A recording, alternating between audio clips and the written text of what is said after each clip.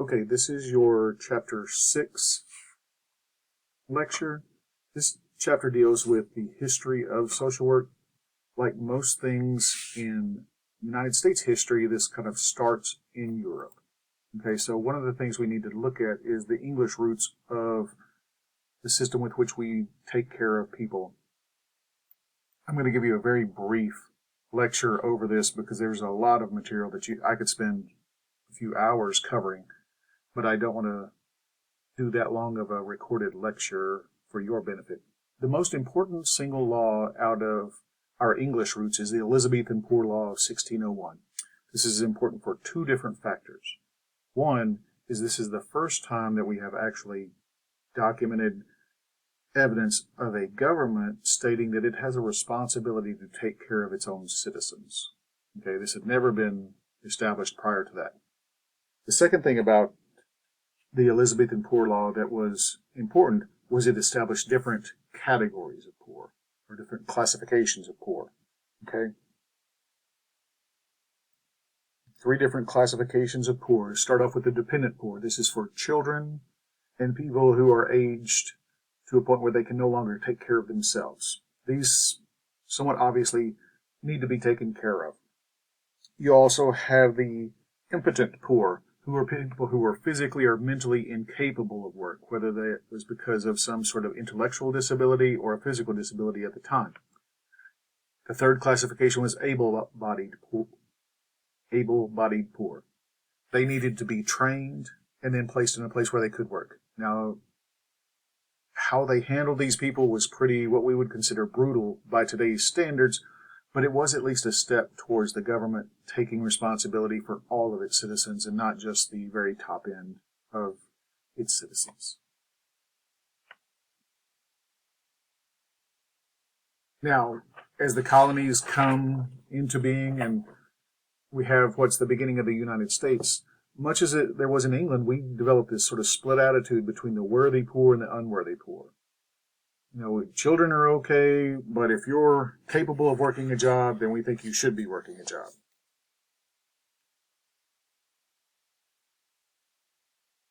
Early colonists took a sort of naturalistic view of the poor because they were very religious centered.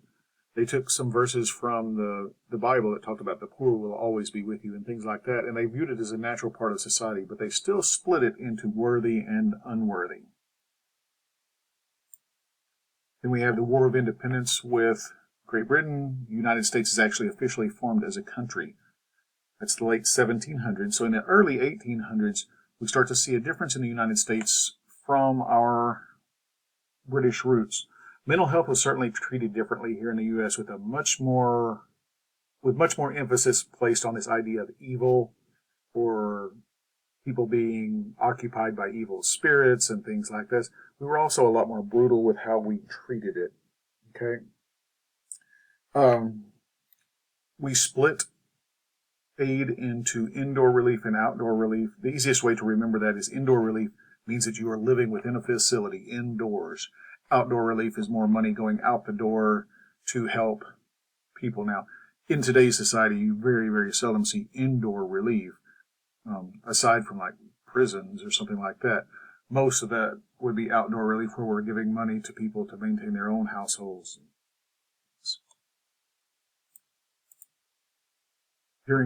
At the conclusion of the Civil War, the United States sets up the Freedmen's Bureau. By its title, you would think it was to help freed slaves, but actually race was not a part of it at all. Eligibility was based on need. If you were needy, then you could get the start of a small farm and a work animal.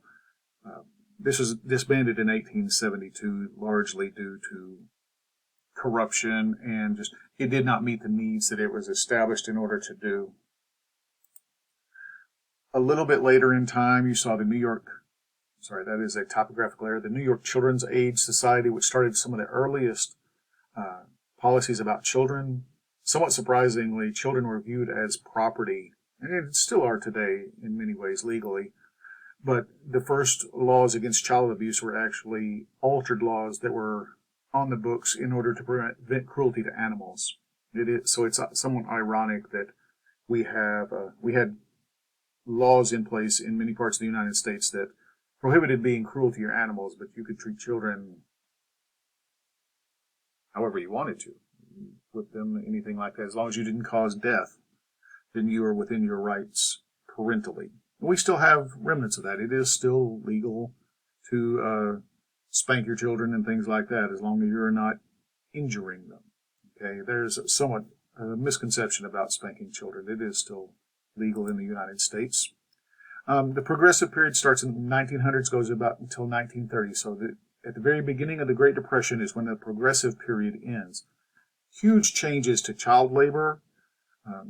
We started treating child labor differently than they do adult labor. And we saw the beginnings of some safety in places to protect children as well as regular workers.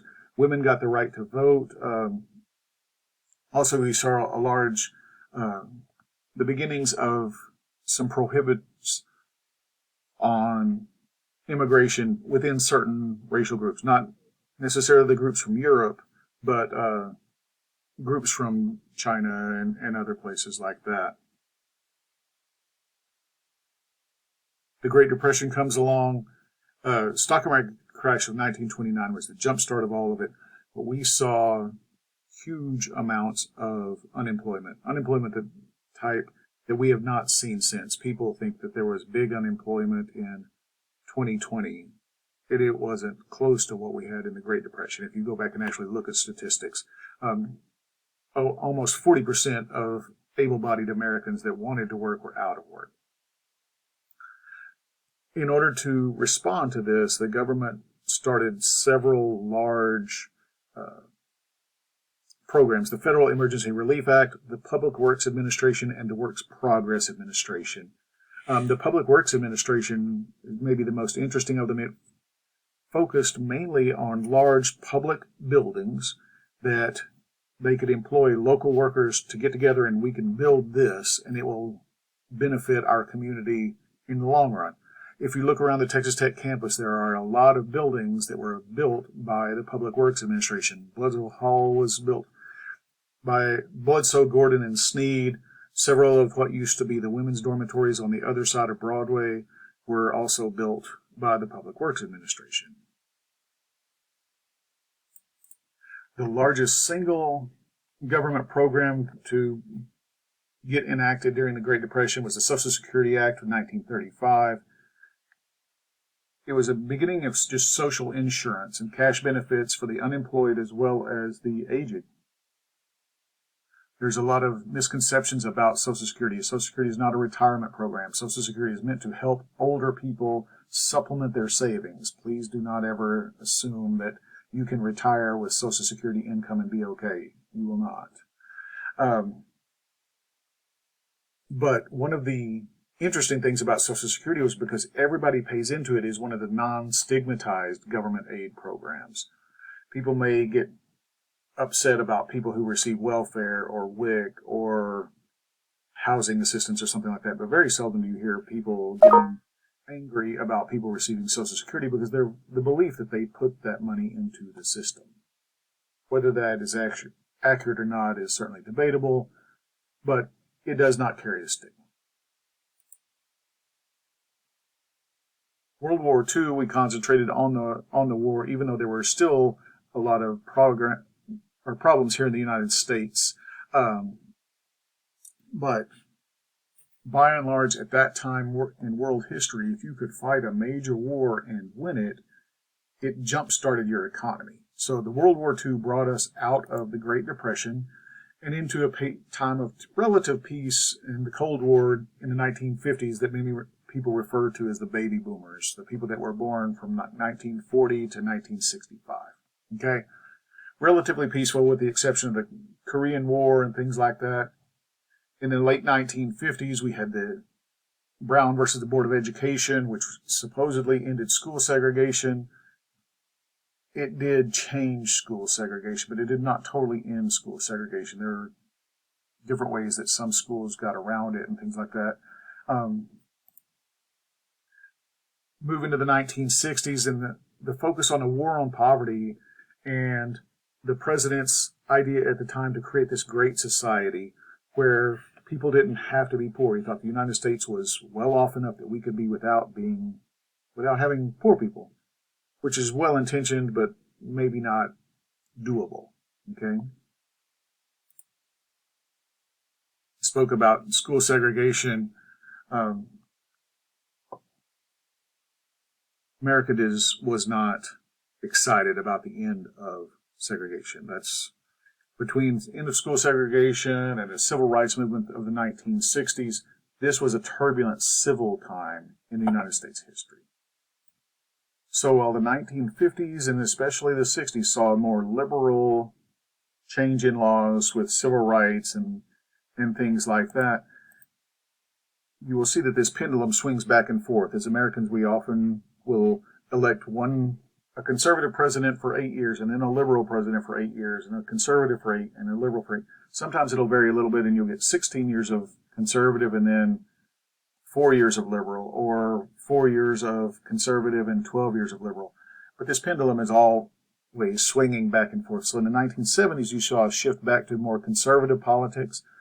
1974, the Child Abuse Prevention Act was one of the first times that the federal government stepped up into the business of the states as far as dealing with crime. Okay? What the federal government said was that if you're not willing to really investigate child abuse and try to prevent it, then we're going to cut back funding in multiple areas in order to do this, because there was so much difference between what was considered child abuse in Louisiana versus Mississippi versus Illinois or Maine or Massachusetts. The federal government just basically said you don't have to be exactly like every other state, but you do have to investigate it in order to continue to receive federal funding.